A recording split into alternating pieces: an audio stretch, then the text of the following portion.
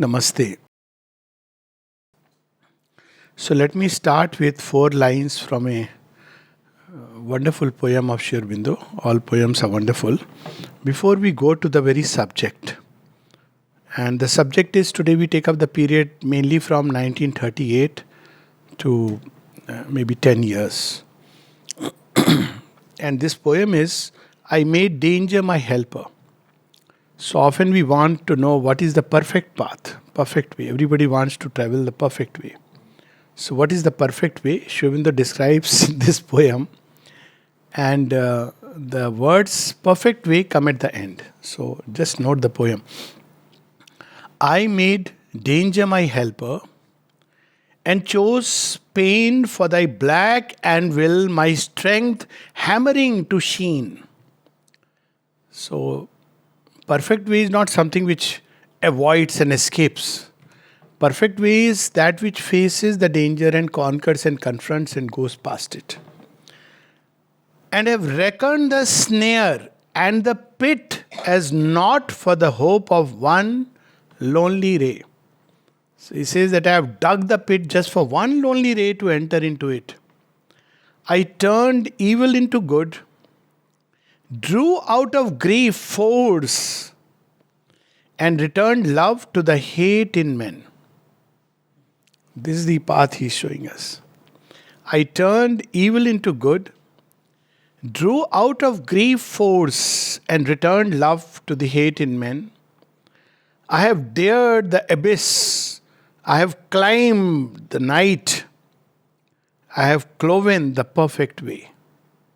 So, yoga is not an escape from the challenges and difficulties of life because they are the steps toward the ascension. They are not really something bad and God has burdened us with difficulty. Sri Aurobindo at one place uses the word burdened great. The great who came to save this suffering world must pass beneath the yoke. How will he cure the ills which he has never faced? That's how he describes the word Redeemer.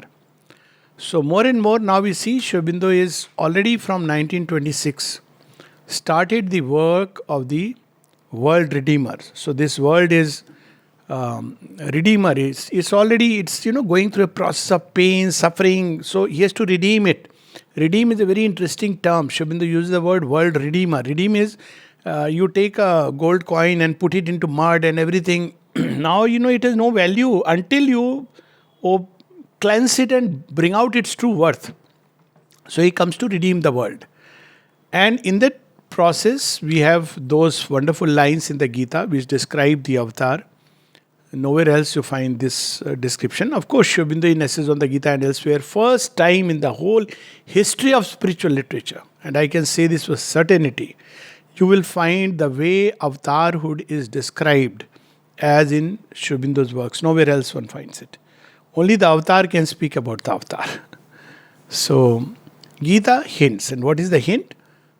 It says that Yada yada hi dharmasya glani bhavati bharata abhyutthanam adharmasya tadatman shajameham paritranaye sadhunam vinashaye cha dushkritam dharm sansthapanathaye sambhavami yuge yuge.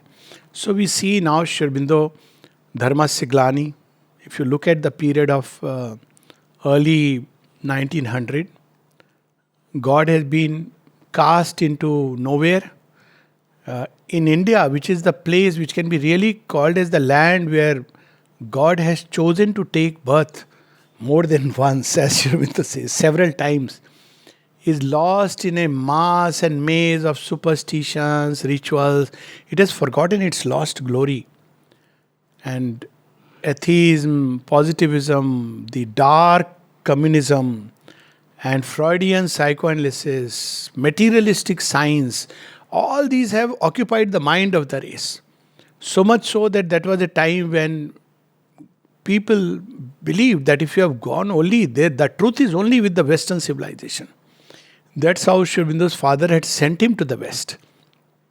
Because he didn't believe that, they are the ones, they are the conquerors, look at them.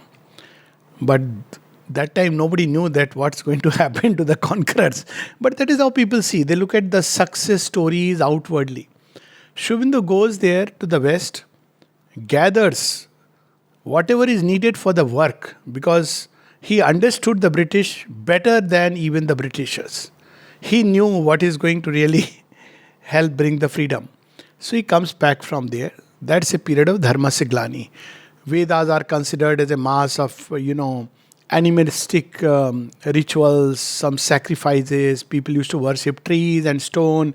What kind of civilization? So all the great truths have been brought down. The only one during that period you see shining like a unconquered light is Sri Ramakrishna and Swami Vivekananda, two stars shining on the firmament of the dark night. And that is the time Sri Aurobindo comes. Dharma Siglani Bhavati Bharata. Abhyuthanam Dharmasya.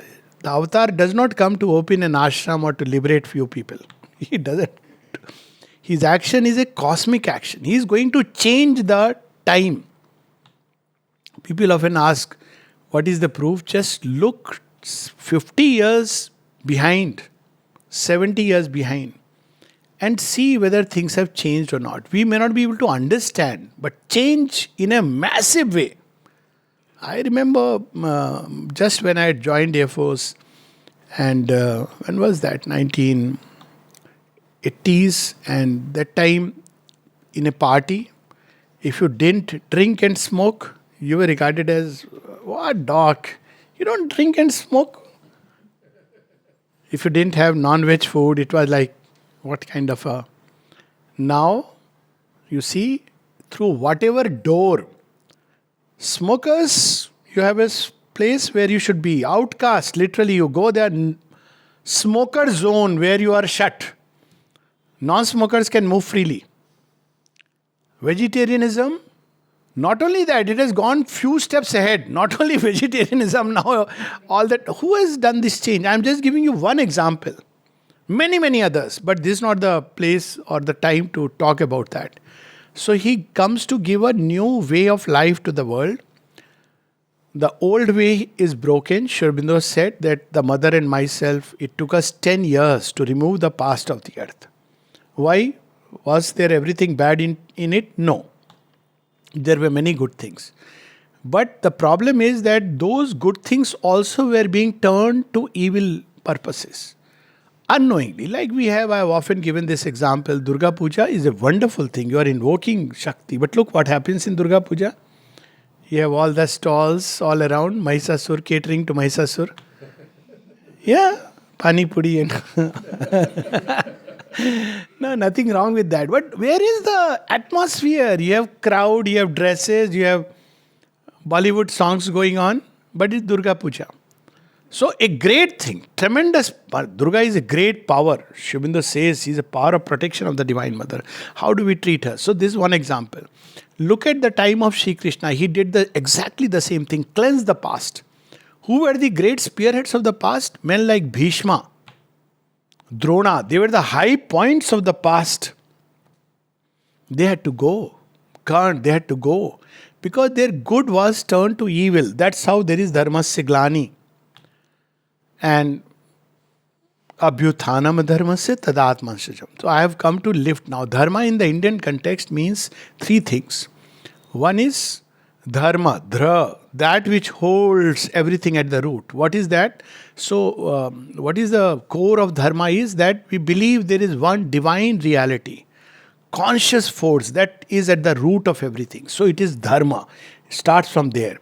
Now, there is a whole group of humanity which doesn't believe in it. Which means there is nothing. This world is meant for desire. That is the root of a Dharma. Evil comes from there because if you don't believe there is a divine reality, why should I do good or be good? Basis is taken away. So dharma, first thing. Second aspect of dharma is, based on this one, there is an opening up in the manifestation of divine possibilities. So whatever helps in the forward march of mankind, Lok Sangraharth, towards its greatest good, which is the divine becoming, is dharma. That's how it is to be understood. Not about outer things right now. So this is the second aspect of dharma. And whatever opposes it is adharma. And then there is the third aspect which manifests in outer action. Certain things are dharma because, take for instance, nowadays people talk about we must have mutual respect for each other. What is the basis? Because the divine presence is in all. So the root is there, and hence outwardly, when we respect people, when we don't say, hey, you are a small being, be there, then it is adharma. Why? Because we are not respecting this fundamental divine presence which is in all. So there is dharma and adharma. So this is a time when dharma, during times of crucial transitions. So what does adharma do? Adharma is all these asuric forces which are rising from the inconscient. They don't want the earth to advance. Why? Because they are the elder brothers. It's very interesting. When earth was nothing but matter, all hard rock, then you needed Rudra forces. So what does Rudra forces? They pick up an asteroid, throw on earth, they are playing football, moon comes out, God has to do all that labor. Hiranyaksh drowns the earth into water. So floods. So all these Rudra forces had to knead. If you read how life came, it is amazing what kind of soup it became, because of heat and all kinds of forces, very violent forces came to act upon this world before life could blossom. So these forces were the elder brothers. They needed life. Then even when life came, they brought in the sting of desire. An average person, if you tell him that, conquer desire, he doesn't have aspiration, so he'll say, very good. So what do? You sit, we will feed you. Join a monastery or an ashram, and there are good people who will feed you. All that you have to do is convert to a particular religion. Wonderful. You have the money, you have everything, and what better way? So this is the way every good was being turned to evil. People are very happy that, we have converted and now we'll go to heaven. Doesn't matter, we don't have to do anything. We have to just believe in XYZ, change our name, and we will get the money. See, this was how things were degenerating. Evil had found roots everywhere. And its worst manifestation is when it takes the form of religion. Because religion is something we all respect and, admire. But when it enters through the door of religion, that is very difficult to recognize. Because all the time you say, nay, all religions are same. Indian religion recognizes that there is the principle of evil and it can take any form. It can even take the form of religiosity. That's the story of Ravana. Ravana is a religious man, isn't it? He does everything, and yet you see what a devastating influence. So this is how there are this element which doesn't want earth to advance. So it will try all kinds of things to hold on to the past. So they cleanse the earth of the past. And then paritranayam sadhunam. The good is not about just humanly good, but those who want good of this world, good of mankind, and who don't have the propensity towards evil, who really want to go upward, progress. To them, they opened the path, the sunlit path towards the future. So this opening of the sunlit path, we see from 1926 onwards, it started. Turn to the mother, next evolution next, which we are speaking about. And this opening to the path means that humanity will not go back to the past status. It means it will go to one step further, to the future. So when Rama came, he changed the monkeys into thinking human beings. Krishna came, he said, okay, you have done enough thinking, now come beyond thought. Trigunatid bhavasa visachi. Now Sri Aurobindo comes and says, okay, still next step. So, paritranaya sadhunam. What about the fourth aspect? Vinashaya cha dushritam. So those who are evil, if they continue to be strong, those tendencies. So evil has two aspects. One is manifestation of evil. Manifestation is in the form of world powers, leaders who want to dominate and crush, who want to expand and crush humanity. So that time you see all these, what kind of invasions, the less spoken the better. Even now that some tendency is there. And the second aspect of evil is the tendency to do that. Ambition, to crush others. Nothing wrong in doing well. Excelling is a wonderful thing. Everybody should want to excel in whatever you are doing. As Sri Aurobindo says in one of his aphorisms, better to be a good shoemaker than an incompetent king. So it's very good. Perfectionism, excellence is wonderful. But ambition is, when I am doing work, how much money you are getting? How can I get more? This is the hallmark of the Asura. Ambition, vanity, pride, dumb, all Gita lists all this. So there are people who embody it. On one side, the tendency has to go away, and for that he chose group of people. We spoke about that last time, that everybody represents a possibility and a difficulty. And that was one kind of work. That is a work which will go on, it's going on. All the disciples of Sri Aurobindo, all who have turned to his teachings, they carry within themselves the seed of a new possibility, but also the challenge that opposes it. The more they work out upon this challenge, the more they help the world to advance. So this was the inner side. But during that time, world powers, Asura knew very well, world did not know that the avatar is here, but Asura had sniffed the wind. Who was the first person to know that Krishna is the avatar? Kansa. He fellow heard the Akashvani. That fellow heard. And since then he is mad after Krishna. I am going to kill him. Nobody knew he. That time he is enjoying, he is growing up, he is a lovely child, so cute, lovely, sweet, sweet, sweet. But Kansa is sending Putna, poison his milk. All this is that fellow is busy doing. And everything is absorbing and Krishna is growing. Each Putna means so much Putnas less in the world. So this is the Asura knew that the divine is here. And he started creating, Hindi there is a nice word, Udham. So he started making humanity restless, ambition, war, battle. This is how division, they are children of division. And finally, the starting incidents was very minor, but ultimately there was an instrument of the Asura. There were three instruments, but one of the main instruments of the Asura became Hitler. So Hitler invaded Poland. Now there are very interesting stories which then will be a whole talk on war. But of course Schindler's List is there. Then, there was this lady in Poland who was saving many of the Jews because he believed, every high value he had distorted. He believed in the superiority of the Aryan race. And who had the Aryans? European blood.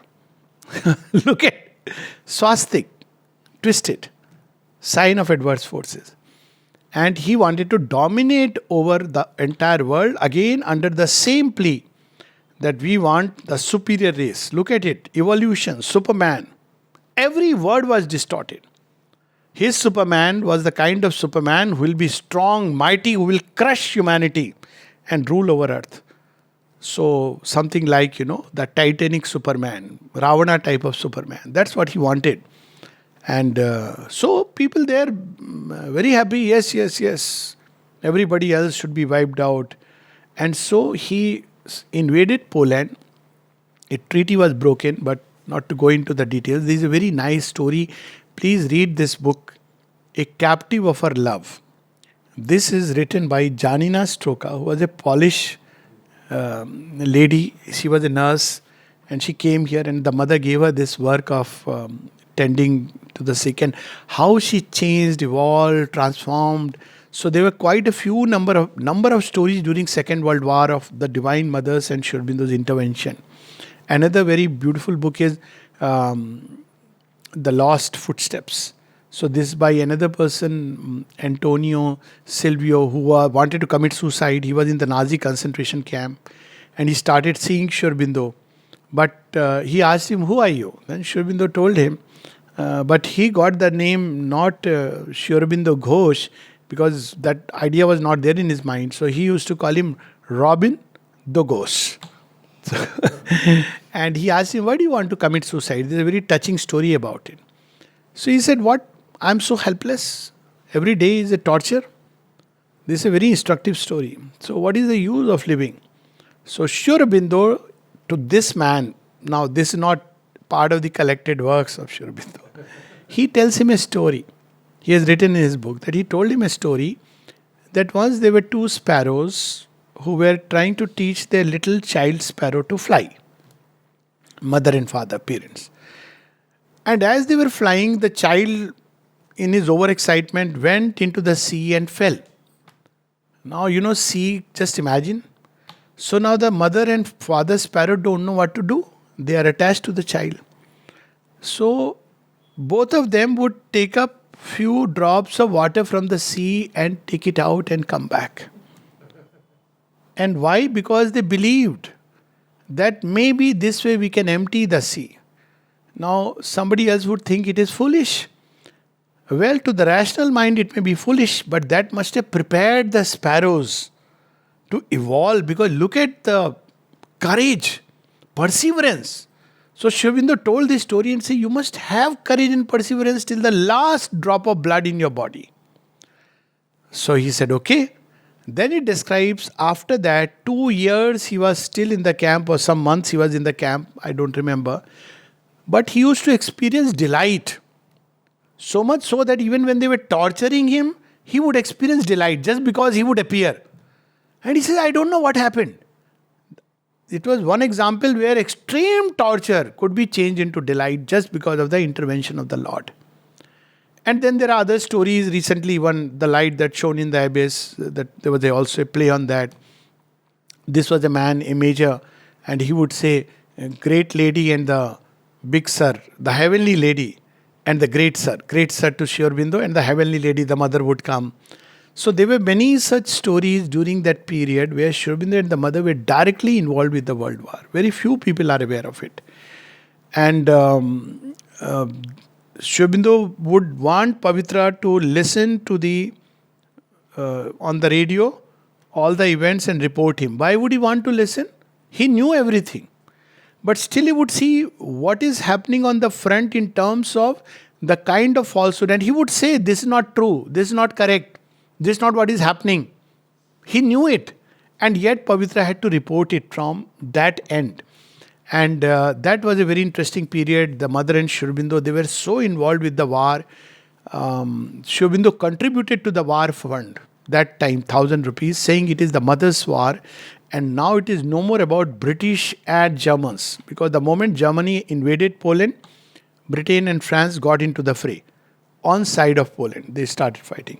They said now it is no more about Britishers and the Germans. It's about saving a civilization. People even asked him that, do you think Britishers are very good people?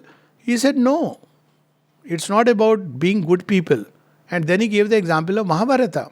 Pandavas had their own follies. It's not that they were all goody-goody people. It's not good versus evil. It's about what keeps the path of evolution open. Our idea of good and evil is very moral. But there are people who may not be very good, but still they believe in evolution, progress, and help in that process.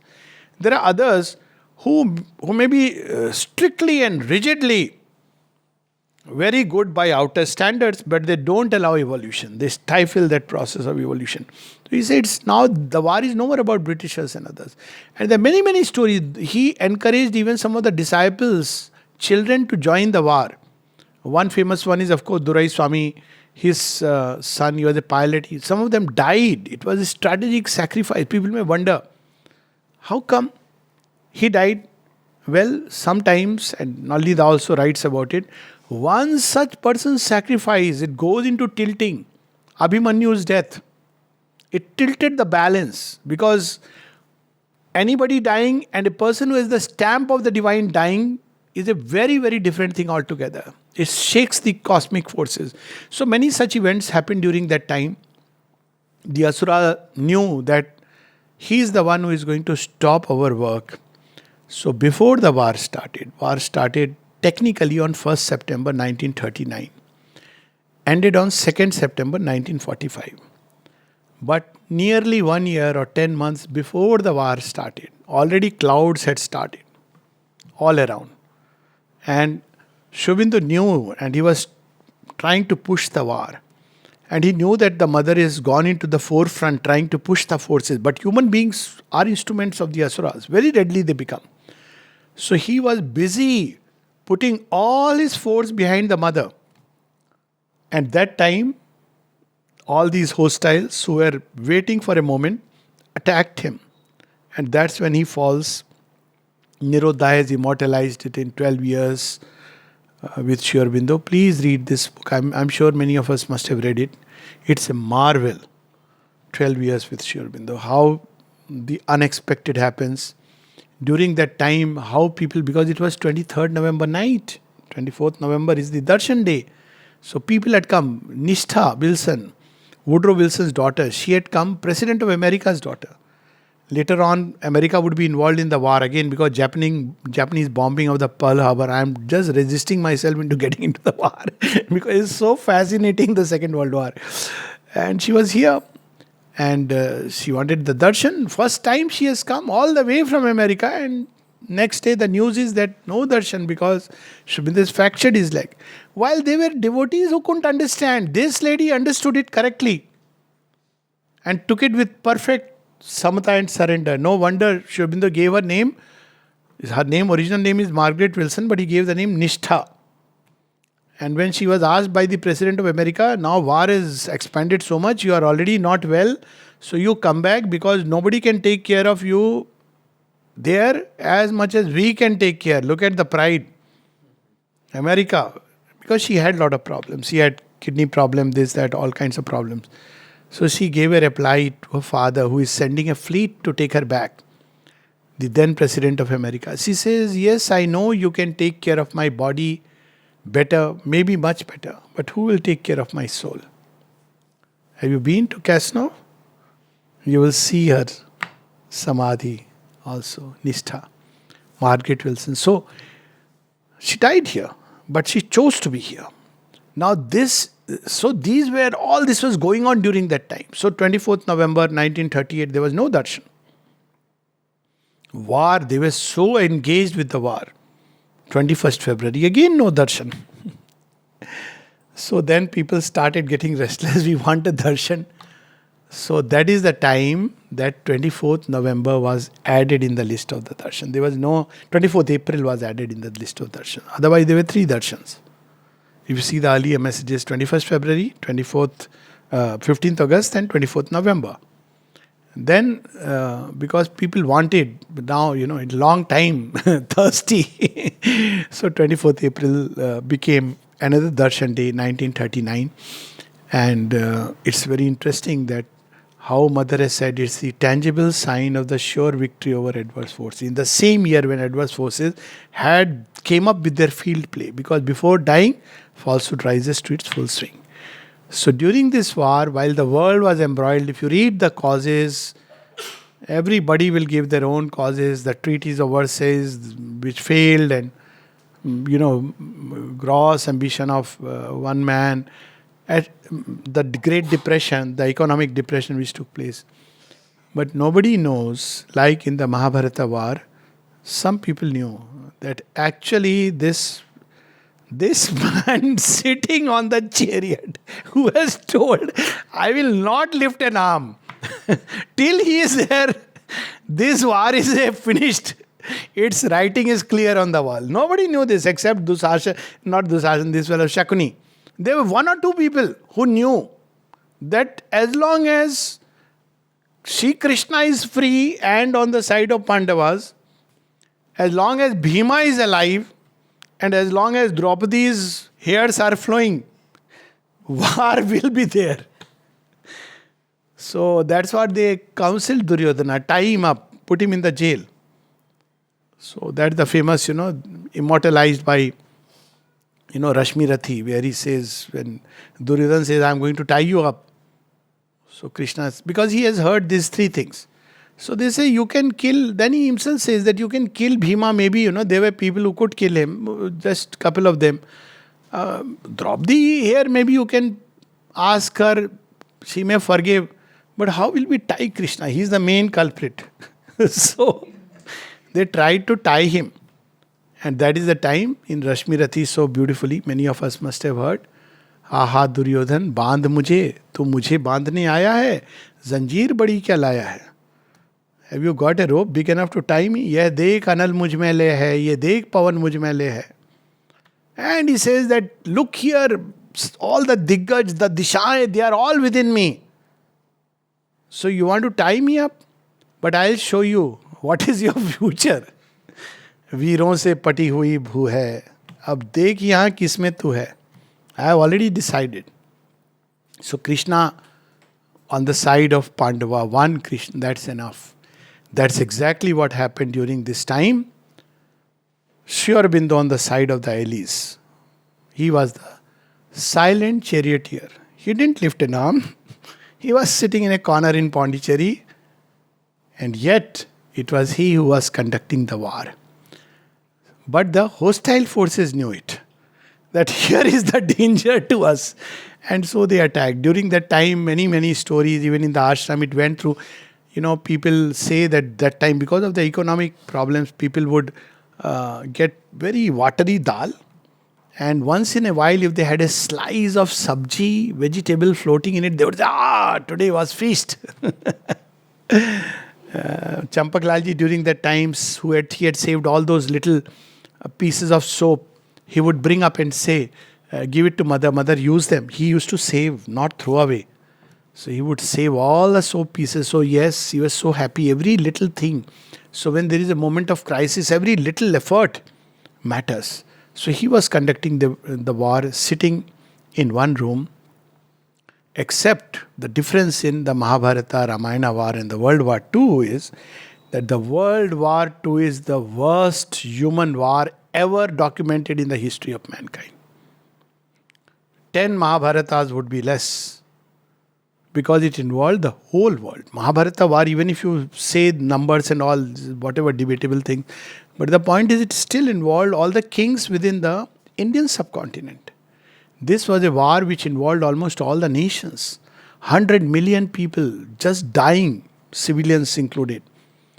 And there were many others, tens of millions who died of starvation, famine, and soon thereafter you see the partition and all these gory things. And who was drinking the poison? Sri Aurobindo. So he was conducting the war, and during that time, he has written a few poems. I'll read only one of them or two of them. One is the children of Wotan, the Asuric being, and he speaks of, where is the end of your armored march, O children of Wotan? Earth shudders with fear at your tread, the death flame laughs in your eyes. We have seen the sign of Thor and the hammer of new creation. So Thor, we know, is all, these gods in Egypt and even the Greek gods. And now I think serials and movies are also coming on that. So Thor is shown with a big hammer. Marvel Comics has immortalized him. A seed of blood on the soil, a flower of blood in the skies. Earth to the skies are all covered with the cry of blood and battle. That's how he writes in Savitri. A giant dance of Shiva toward the past. Earth was overrun by the rumor of battle. Death, slaying the world its hunger had made. So this is the stage. We march to make of earth a hell and call it heaven. So this last word makes, sometimes we don't realize, say a civilization which traps people in the glitter and glamour of the outer world, where people live only for outer needs, is called heaven, Sone ki Lanka. But actually it's a hell, because there is no further, you have blocked the evolutionary process. Everything was wonderful in Lanka, everything, except that you have to say that Ravana is God. Now this is confined to North Korea, where he believes I am supreme, you have to believe I am God. Totally delusional. But that's how, the same happened with, Hiranyakashipu, whose son is Prahlad. He says everything, he looked after his people very well. But there was only one condition. You must say he is God. There is no God except him. That was his conflict even with his son. So what he does is, everything is wonderful, but you can't take the name of Ram, Vishnu. I am the one, mightiest of all. So basically you are living in that shadow.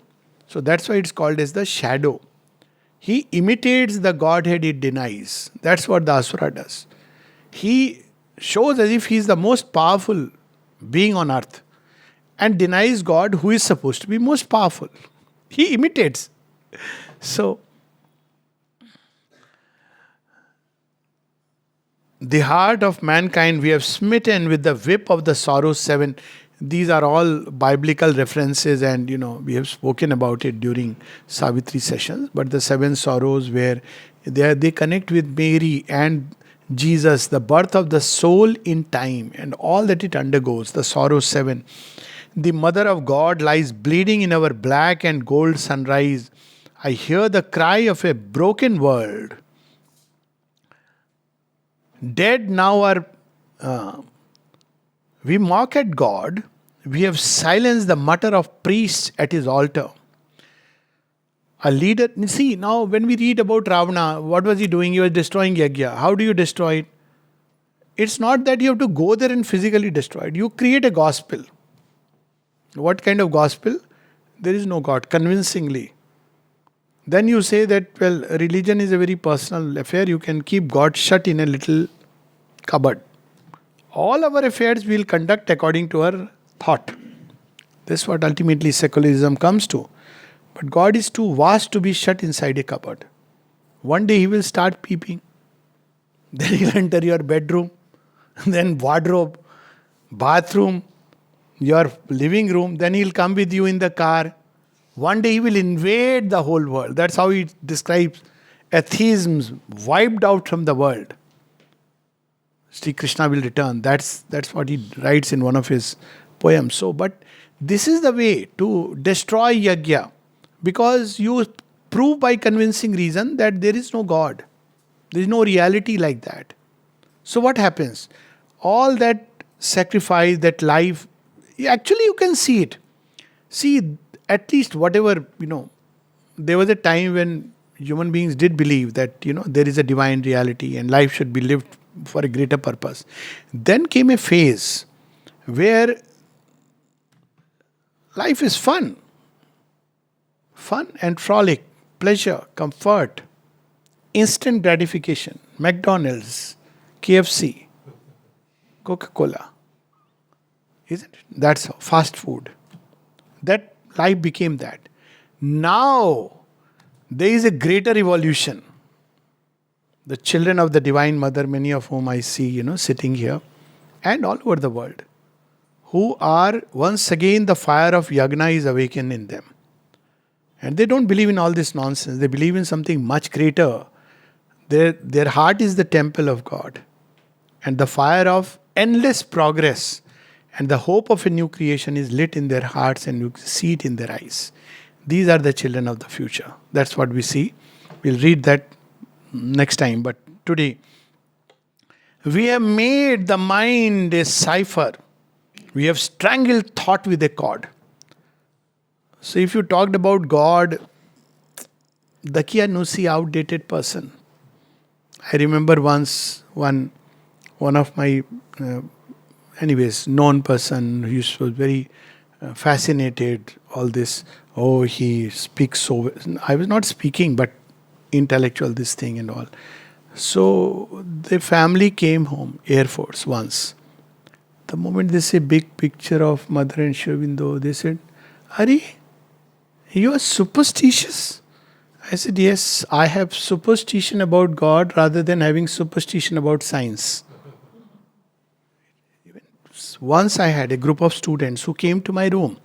Now they wanted a class, so they have come to my room. And they started questioning me, why you have photographs of Mother and Sri Aurobindo. I said, you have a problem. I said, you are a liberal person. Allow me my freedom to have whatever I want to have.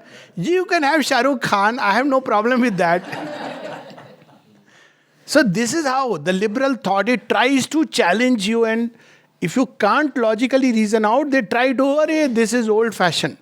Of course, by Mother's grace, I follow what Amal Kiran once said when he was asked, have you silenced your mind? He said, no, but many people's minds I have silenced. So I asked him one question. I said, you are liberal, no? Yes, liberal thought. I said, so?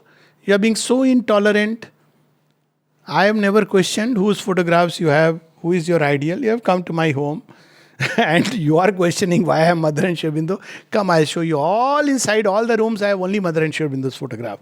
Not even mine. You have a problem with that? So then they're all very awkward, uneasy. I said, even books I have Mother and Sri Aurobindo. Then I told them, all the books that you may be reading and many others, I have read them and thrown them away as worthless things.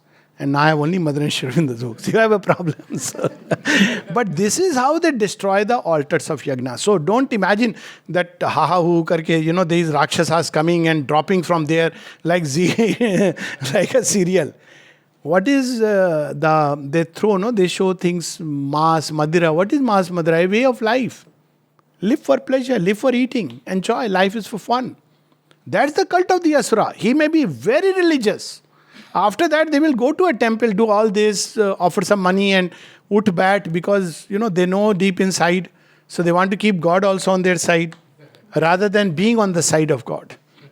That's how Churchill once said, no, what is more important, whether you are on the side of God or not.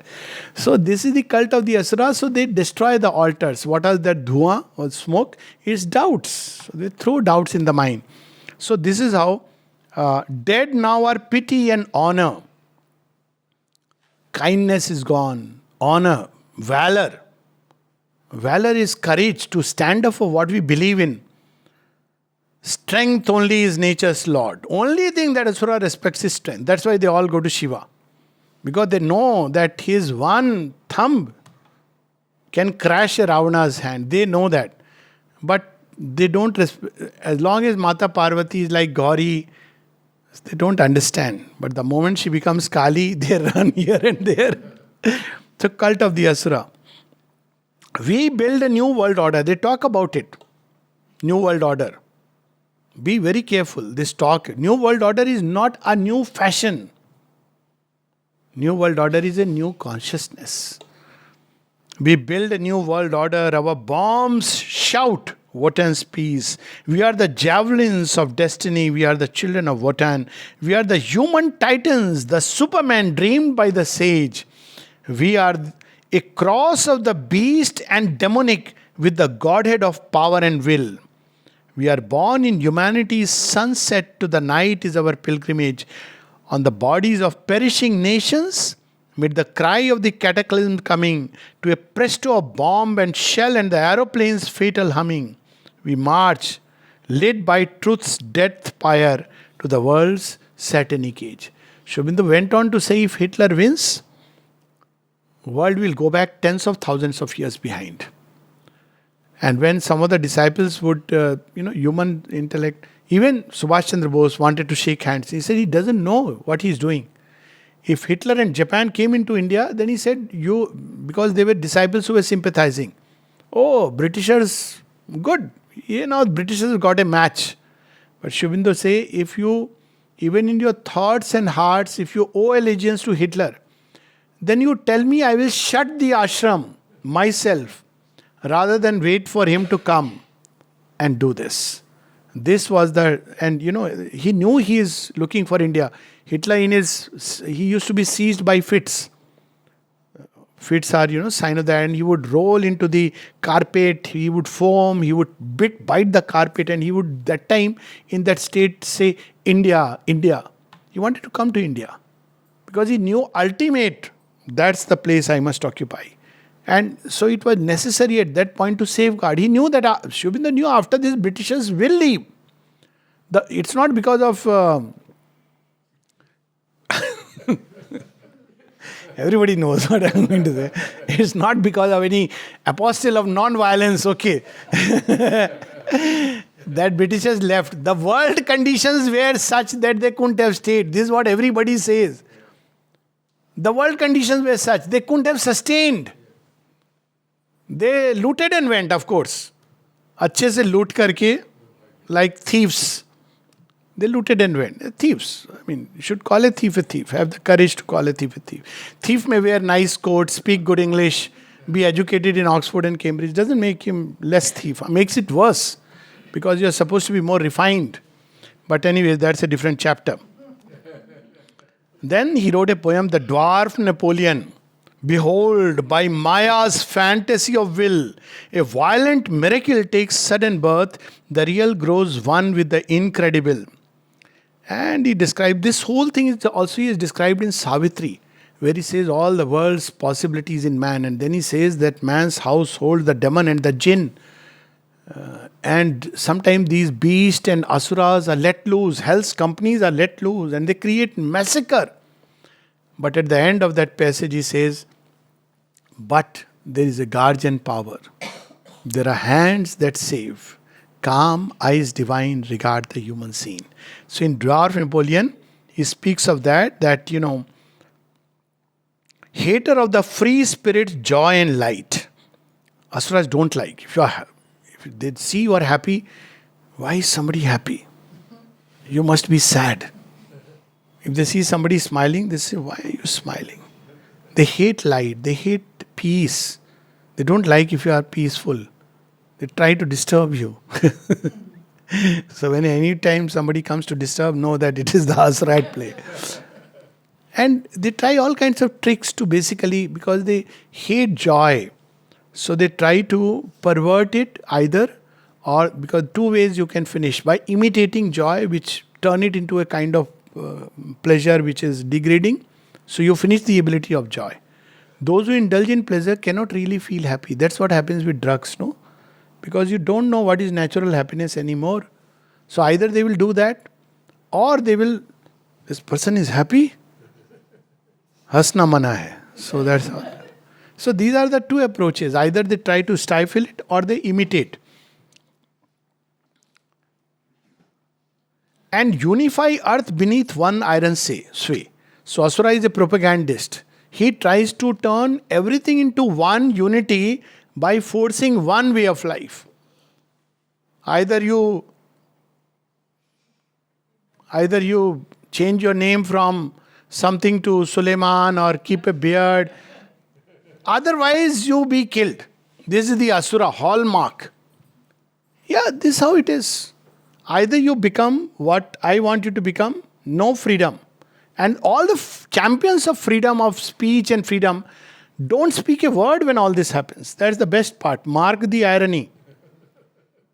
All the champions of freedom, khule aam, openly, the Asura is doing all this, but this is how the world operates. That's why Sri Aurobindo said politics and financial world will be the last to change. Trampling man's mind and will into one mold. Everybody, regimentation is the sign of the Asura. Everybody will think same way, everybody will act same way, feel same way. Docile and facile in a dreadful hold, it cries its demon slogans to the crowd. So wherever you see that kind of crowd gathering and those slogans, stay away, huh? So he says that, that's how he tries. Alone in his high villa on the fatal hill. Nobody knew about him, but Sri Aurobindo knew what's happening. He knew as early as 1939 that he is the Asura of the age. No one knew. Now, later on, all these movies have come out because all his misdeeds. But Sri Aurobindo knew that behind the propaganda, he had a whole propaganda machinery. You know how it operated? He used to make nice films about, he would show some Jews, doing things very nicely and say, see how well I keep them.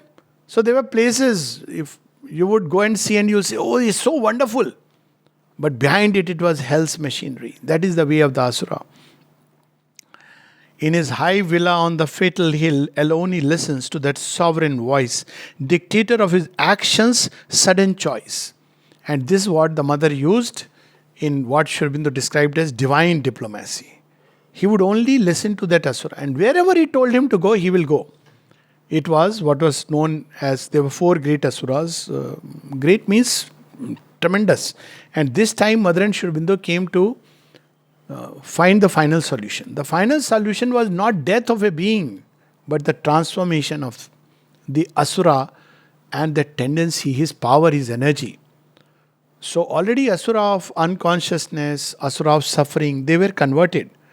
But two which were resisting was death and falsehood. So death she described very interestingly in one of her passages in 1971 where she shot death. Death dies. So what its implication are, we'll subsequently. Then falsehood, and falsehood, who declared himself as Lord of Nations, and he would say that, well, I am the one who will govern this world, and he would come to mother and say, I know ultimately I have to surrender.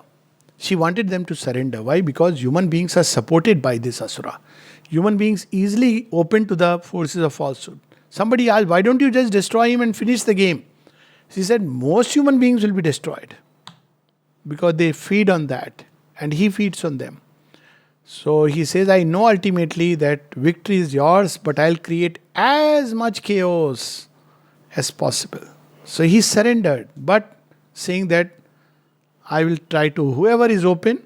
So that's why mother gave a message in 1972, Christmas message, before dying, falsehood rises to its full swing. But in the end, nothing can win against the divine. So this is what was happening. He knew what is happening there. So what did the mother do? She assumed the form of the asura and goes to, all forms are her forms, and she goes to Hitler and gives him the command, attack Russia. Now Russia, there was another asura sitting there, Stalin. So it is like Ravana time, almost Rama had annihilated all of them. But asking Duryodhan, you attack Jarasandh. Shri Krishna smartly finished off Shishupal, Jarasandh, what was that fellow's name? All these fellows who could have been a problem. He had finished them. But it was like that, asking him to attack another titan. So Stalin, and the third one was Mussolini, Italy. So all this, and then Japan had joined on the Axis power. They were all Axis powers, who were Asuric powers. And then there was the Allies powers, that was Britain, and bombing took place so that US could get involved into the play. And even the atom bomb was released prematurely. Sri Aurobindo speaks of all this. He says, yes, there is a Saurya Agni within the atom, and it's tremendous. Then somebody asked that it was given to man so soon. He says, yes, it was given prematurely because there was no other way that the march could be halted. So just imagine how he had twisted even a country like Japan, completely under the sway of the asura. So all this was going on, and the mother goes and tells him, attack Russia. That's where you will read about the Battle of Stalingrad and all this. And eventually, one asura attacking another, he fell. The time was also not the right one. So winter had started setting in. So the moment his army fell, that's the time when Hitler committed suicide. Nobody knows how exactly he died. But Sadhika saw in a dream vision mother going on a horse and with a javelin piercing Hitler. And she asked him that, what did I see? Is it true? That time nobody knew Hitler has died. She smiled and said, yes, what you have seen is true, keep it to yourself. And then after 2 days the world knew. And then of course the rest was his history. Worth seeing some of these movies like Life Can Be Beautiful. Some of these movies which have captured, lot of movies. Papillon, many others have captured Second World War. But the one which I loved it because of its deep psychological impact was Life Can Be Beautiful, and how eventually the fall of Hitler took place. And here he describes that an energy his body cannot invest, too small and human for the dreadful guest. Asura instrument also you need to be mighty. A tortured channel, not a happy vessel, because he used to go into those fits, drives him to think and act and cry and wrestle. Thus driven he must stride on conquering all, threatening and clamoring, brutal, invincible, until he meets upon his storm-swept road a greater devil. This is what happened. A greater devil or thunderstroke of God. Both happened. On one side, the greater devil. On the other side, the thunderbolt of God, thunderstroke of God. There is a very beautiful poem, In the Battle. how he has fought. When mother writes on the Samadhi, who has done all, prepared all, struggled all, suffered all. After reading that and after reading Sri Aurobindo's life, if still any cause makes us feel unhappy, I feel we are ungrateful. What they have done, what is our sorrow? What can be our sorrow when we look at the divine who suffered and struggled for humanity? That's enough to make us just our heart full of gratitude. That's all I can say.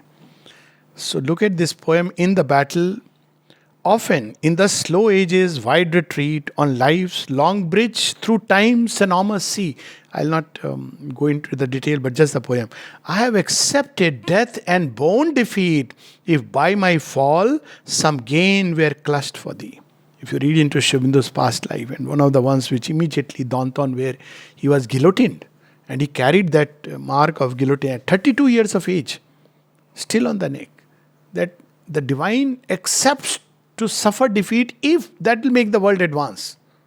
Why? Because sometimes, like he said, crucifixion of Christ, humanized, it suddenly, created in humanity, oh my God, what has happened? Same way, we see in Sri Aurobindo's own life, which we'll talk maybe after 2-3 classes, how exactly his strategic sacrifice, 5th December, how it brought down the supramental manifestation. To this world's inconscient power thou hast given the right to oppose the shining passage of my soul. And this is because so that the creation can really blossom ultimately with great perfection. Anything that happens suddenly with no opposition it's like, making a child get promoted, double promoted, triple promoted, no exam, no test. So you can give him a degree. But giving a degree is not enough. The child must have faced the challenge and conquered it. That's because he grows in strength, in wisdom. It's not just about a skill that he learns, but he goes. That's why I keep saying that, children who are deprived of this schooling is very unfortunate. Because people don't realize it's not corona which does so much harm as just letting them not go to school. They're deprived of a phase of growth. When children go to school, it's not just in a classroom they sit and, learn books. They interact, they meet, they learn, they play, they grow, they fall, they get up. All these stages. And in some children, unfortunately, at a very crucial stage. So whoever makes these policies, I just don't understand. And world over, they've just looked at the physical body and completely forgotten that there is a psychological existence of man and a spiritual existence which needs the world contact. You can't shut people inside doors and say that, they will grow. They will survive. But it's not survival which is the goal of life, but progress. So, she levies on each step the tax of night. Doom, her unjust accountant keeps the roll. Look at, even here he brings that sense of humor. Around my way the Titan forces press. This earth is theirs. They hold the days in fee. I am full of wounds and the fight merciless. Is it not yet thy hour of victory? What were the wounds Sri Aurobindo was having? From the very disciples, from people, from the world at large. Oh, he is saying supermind, who knows? Nobody, sages, seers, it's not written. Where is? Show me the reference. Sri Aurobindo says, if surpassing the past is a sin, then every great being has done it. Krishna did it, Buddha did it, even Shankara did it. Paradox is this. If overpassing the past, Rama did it. Those norms of that age, he surpassed them. So he says, if going beyond the past traditions and realization is a sin, then every great being has done it. And yet, even now, his message meets the same resistance. As the mother says, in the eternity of becoming, each avatar is the forerunner of a more perfect future realization. But men have a tendency to deify the avatar of the past in opposition to the avatar of the future. Now that Sri Aurobindo has come, bringing with him the message of the luminous future, his message meets the same resistance as of those who went before him. But tomorrow will prove the truth of his words, and his work, his will be done. So I'll close with these 4 lines, how he was experiencing the war inside him. All these poems one can read. We are just taking a joy. Even as thou wilt, what still to fate thou owest. O ancient of the worlds, thou knowest, thou knowest. But these 4 lines, I am filled with the crash of war. Sri Aurobindo was sitting in his room but absorbing all the war within himself, all the flames, like Sri Krishna. At the end of the war, when Arjuna says, you were praising Karna a bit too much, isn't it, Madhav? Were you not bit partial? He says, no. But ultimately I was one up. He says, yes. Then he says, he had shot such arrows at your chariot that it would have gone into flames long back. But it didn't happen, na? He says, yes, wait. Come, let's come down, then we'll talk. War is over. So Arjuna, as is the tradition, wants Krishna to come down first. He said, no, I have never followed any tradition. I am going to break this tradition here.